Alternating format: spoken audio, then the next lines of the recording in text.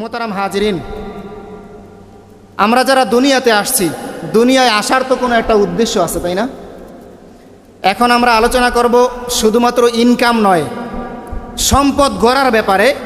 কোরআনুল কারীমের মধ্যে আল্লাহ তাআলা কি প্রেসক্রিপশন বান্দাকে দিয়েছে, যে বান্দা কুলু ওয়াশরাবু ওয়ালা তুসরিফু, তোমরা খাও এবং পান করো কিন্তু অপচয় করিও না।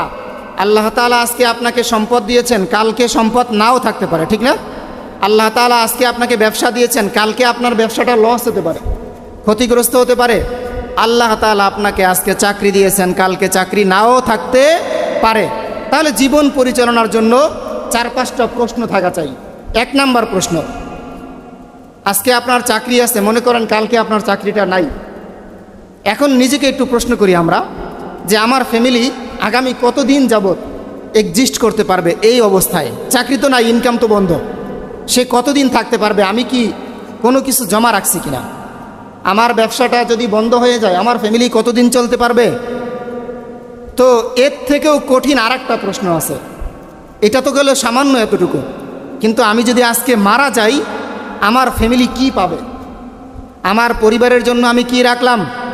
রাসূল কারীম সাল্লাল্লাহু আলাইহি ওয়াসাল্লাম একটা হাদিসের মধ্যে বলেন যে তোমার পরিবারের জন্য তুমি এমন কিছু রেখে যাও যাতে করে তাদের মাথা গোজার একটা ঠাঁই থাকে, যাতে করে তারা তোমার অবর্তমানে ইজ্জত সম্মান নিয়ে বেঁচে থাকতে পারে। এই চেষ্টাটা তোমরা করো। এর থেকেও কঠিন আরেকটা প্রশ্ন আছে, যে ধরেন আজকেই এখন যদি আমার মৃত্যু হয়, তাহলে মৃত্যুর পরে কবরে গিয়ে আমি কি জবাব দিব? কবরের জগতে আমার জন্য কি কি সম্পদ আমি সঞ্চয় করলাম? এই প্রশ্নগুলো একজনের জীবনে থাকা চাই। একজন কাফের মুশরিক বেদুইন, সে আজকের জন্য বাঁচে, বেঈমান আজকের জন্য বাঁচে। এজন্য বেঈমান বলে খাও দাও ফুর্তি করো, জীবনটাকে উপভোগ করো, বেঈমানরা বলে। কিন্তু মুসলমান আজকের জন্য বাঁচে না, মুসলমান আগামীকালকের জন্য বাঁচে। মুসলমানের আগামীকাল আখেরাতের আগামীকাল। মুসলমান আগামীকাল মানে কি? আখেরাত। মুসলমানের এহকাল হচ্ছে ক্ষণস্থায়ী জিন্দিগি, আখেরাত হচ্ছে চিরস্থায়ী জিন্দিগি।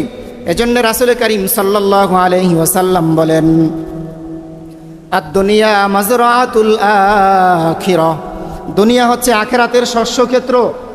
দুনিয়ার জীবনে আখেরাতের জীবনের কামাই করতে হবে। তাহলে ভবিষ্যৎ নিয়ে পরিকল্পনা করা একজন সচেতন মুমিনের দায়িত্ব, আছে না নাই বলেন তো? কিন্তু কিছু মুমিন আছে অতিমাত্রায় মুমিন, মানে কি যে বোঝে না তাই বোঝে না, আবেগ বেশি। কি বেশি? আবেগ বেশি। তারা বলে ভবিষ্যতের কথা চিন্তা করলে তাদের নাকি আল্লাহর উপর তাওয়াক্কুল থাকে না। নাউজুবিল্লাহ, জোরে সরে বলুন নাউজুবিল্লাহ। আল্লাহর উপর তাওয়াক্কুল তো মুমিনের থাকে, কারণ আল্লাহ পাক রব্বুল আলামিন আমাদেরকে দোয়া শিখাইছেন, রব্বানা আতিনা ফিদ দুনিয়া হাসানা ওয়া ফিল আখিরাতি হাসানা ওয়া কিনা আযাবান নার। বুঝে থাকলে বলুন, এই দোয়ার মধ্যে দোয়াটা শিখাই দিয়েছেন কে? আল্লাহ তাআলা। এই দোয়ার মধ্যে আল্লাহ তাআলা দুনিয়ার ব্যাপারে আগে বলেছেন নাকি আখেরাতের ব্যাপারে আগে বলেছেন? দুনিয়ার ব্যাপারে আগে বলেছেন। তাহলে এইভাবে তোমরা চাও, হে আল্লাহ আমাকে দুনিয়ার সৌন্দর্য দান করো, আখেরাতের সৌন্দর্য দান করো। দুনিয়ার জীবনে কোনো ব্যক্তি যদি অসুস্থ অবস্থায় থাকে, সে কি ঠিকমতো নামাজ পড়তে পারবে? বিপদগ্রস্ত অবস্থায় থাকে, সে কি আল্লাহর নামটা ঠিকমতো নিতে পারবে? এজন্য দুনিয়ার জীবনের সফলতাও দরকার, আছে না নাই?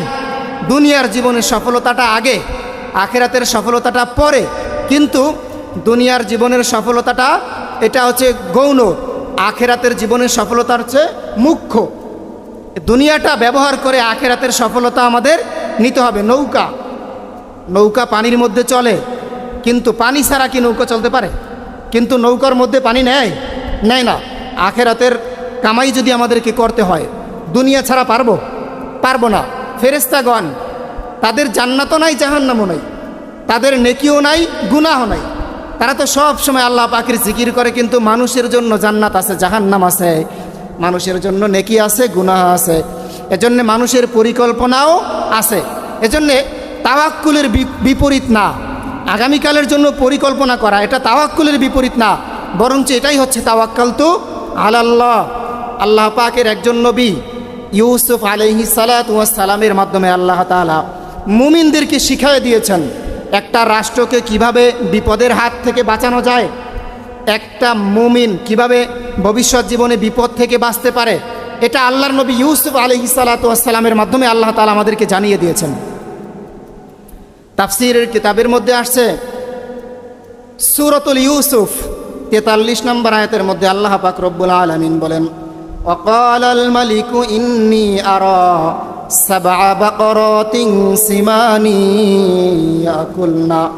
ইয়াকুলুহুন্না সাবউন ইজাফু ওয়া সাবআ সুমবুলাতিন খুদুরিন ওয়া উখরা ইয়াবিসাত। মিশরের বাদশাহ তিনি স্বপ্ন দেখলেন যে 60টা মোটা তাজা গরুকে 60টা জীর্ণ শীর্ণ শুকনা গরু খেয়ে ফেলতেছে। 60টা মোটা তাজা গরুকে 60টা জীর্ণ শীর্ণ গরু খেয়ে ফেলতেছে। এবং তিনি স্বপ্নে আরও দেখলেন 60টা সবুজ শীষ, ওই যে ধানের শীষ আছে না, শীষ, এবং দেখলেন 60টা শুকনো শীষ। এরপরে মিশরের বাদশাহ তিনি এই স্বপ্ন দেখার পরে, ঘুম ভাঙার পরে তার এই স্বপ্নটা বোধগম্য হচ্ছে না, তার মাথার মধ্যে শুধু চিন্তা, আমি কি দেখলাম। এরপরে মিশরের বাদশাহ কি করলেন, ওই তার দরবারে যত রকমের গণক আছে, তারপরে ওই যারা আছে না আপনার জাদু করে, জাদুবিদ্যা আছে, যারা এই স্বপ্নের ব্যাখ্যা দিতে যারা পারে, তাদের সবাইকে ডাকলেন, সবাইকে ডেকে স্বপ্নের ব্যাখ্যা চাইলেন।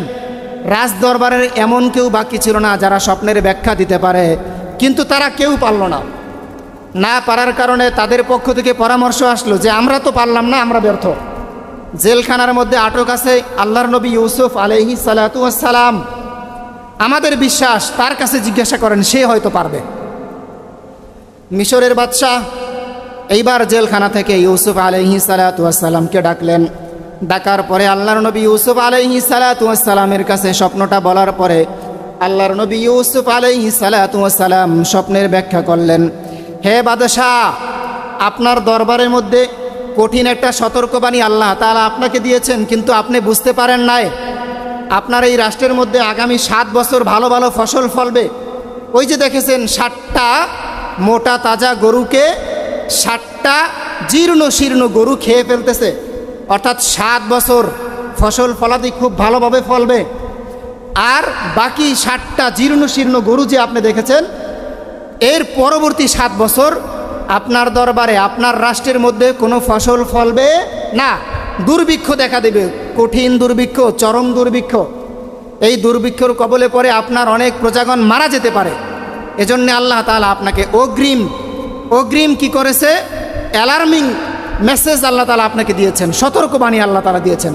আপনি তো বুঝতে পারেন নাই, আল্লাহ তাআলা আপনাকে সতর্কবার্তা দিয়েছেন। তাহলে ওই যে আপনি দেখেছেন 60টা সবুজ শীষ, মানে 7 বছর ফসল ভালো ফলবে, আর 60টা শুকনো শীষ, এই শুকনো শীষগুলো এই 60টা সবুজ শীষকে খেয়ে ফেলেছে। অর্থাৎ যেই 7 বছর আপনার রাজ্যে ফসল ফলবে না, ওই 7 বছর আপনি এই যে 7 বছর ফসল ফলেছিল, এই সময় আপনি সব ফসল যেন খেয়ে না ফেলেন, যেন আপনি অপচয় না করেন। আগামী 7 বছর যখন দুর্ভিক্ষ হবে, তখন আপনি এই ফসলগুলো খেয়ে তারপর আপনার রাজ দরবারে এই দুর্ভিক্ষটা আপনি মোকাবেলা করবেন। এটা আল্লাহ তাআলা আপনাকে জানিয়ে দিয়েছেন। সুবহানাল্লাহ। আল্লাহর নবী ইউসুফ আলাইহিস সালাতু ওয়াস সালামের মাধ্যমে আল্লাহ তাআলা আমাদেরকে জানিয়ে দিয়েছেন। সূরাতুল ইউসুফ 47, 48 এবং 49 নম্বর আয়াতের মধ্যে আল্লাহ তাআলা বলেন, আলা তাসরাউনা সাবআ সিনিনা দাআবা। এই যে এতক্ষণ বললাম, আলা তাসরাউনা সাবআ সিনিনা দাআবা, 7 বছর তোমাদের মধ্যে ভালো ফসল ফলবে, সুতরাং তোমরা ভালোভাবে চাষাবাদ করো। ফামা হাসাদতুম ফাজারুহু ফি সুমবুলিহি। এরপর ওখান থেকে যে ফসলগুলো তোমরা কাটবে, এই ফসলগুলো সব তোমরা খেয়ে ফেলো না। এখান থেকে মানে সামান্য কিছু তোমরা খাইবা, আর বাকিগুলা তোমরা কি করবা, আগামী 7 বছরের জন্য সংরক্ষণ করবা। কোথায়? ফামা হাসাদতুম ফাজারুহু ফি সুমবুলিহি, তোমরা শীষের মধ্যেই রেখে দাও। শীষের মধ্যে রাখলে এটা ভালো থাকে, শস্যটা নষ্ট হয় না। এই প্রেসক্রিপশন আল্লাহ তাআলা আমাদেরকে দিয়ে দিয়েছেন। সুবহানাল্লাহ।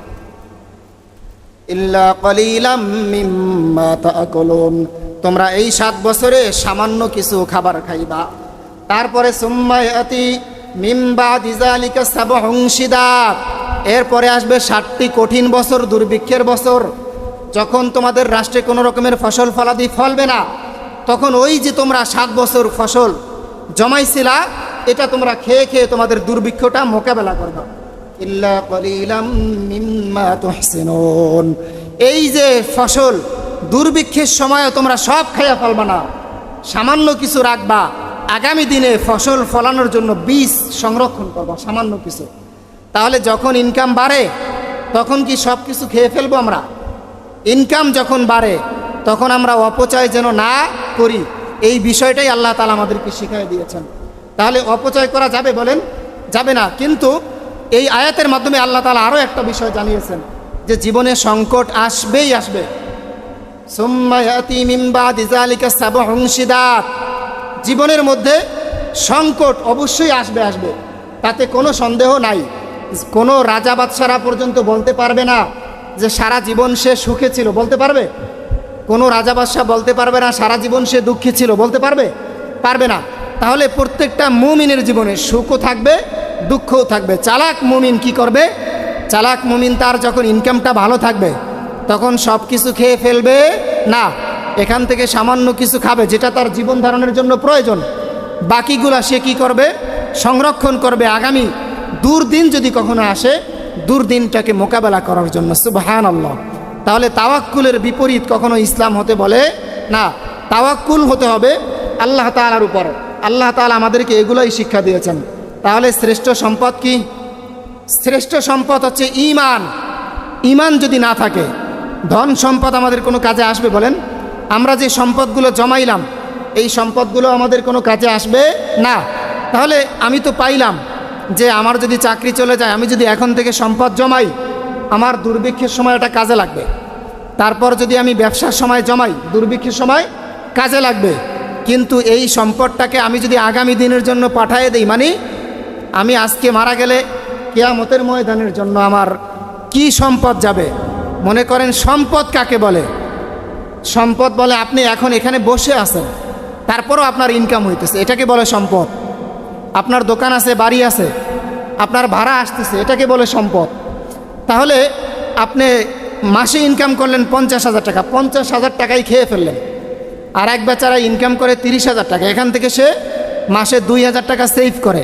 তাহলে এই ব্যক্তি তুলনামূলক আপনার চেয়ে ভালো আছে, কারণ সে যদি অসুস্থ হয়, অসুস্থতার সময় তার এই সম্পদটা কাজে লাগবে। এই প্রেসক্রিপশন আল্লাহ তাআলা আমাদেরকে কোরআনুল কারীমের মাধ্যমে জানিয়ে দিচ্ছেন। আর একটা বিষয় কি? এই সম্পদটা হচ্ছে আখিরাতের সম্পদের জন্য রাখতে হবে। আখিরাতের ময়দানে যখন আমি মারা যাব, দুনিয়ার বুকে যদি আমি কোনো সম্পদ রেখে যাই, মসজিদ, এই যে বেচারায় করে গেছে মসজিদ, এই মসজিদে বসে আমরা নামাজ পড়তেছি, এটার একটা অংশ উনি পাচ্ছে কি পাচ্ছে না বলেন তো? এটা হচ্ছে সম্পদ। এজন্য বুদ্ধিমান ব্যক্তি শ্রেষ্ঠ সম্পদ হচ্ছে ঈমান, ইলম এবং হচ্ছে এই দান সদকা করা। আল্লাহ তাআলা আমাদেরকে যে সম্পদ দিয়েছে, সম্পদগুলো সঠিকভাবে ইউটিলাইজ করার তৌফিক আমাদেরকে দান করুক। বুঝে বুঝে হারাম পন্থায় না, হালালভাবে আমাদেরকে ব্যয় করার তৌফিক দান করুক। সকলে বলি আমিন।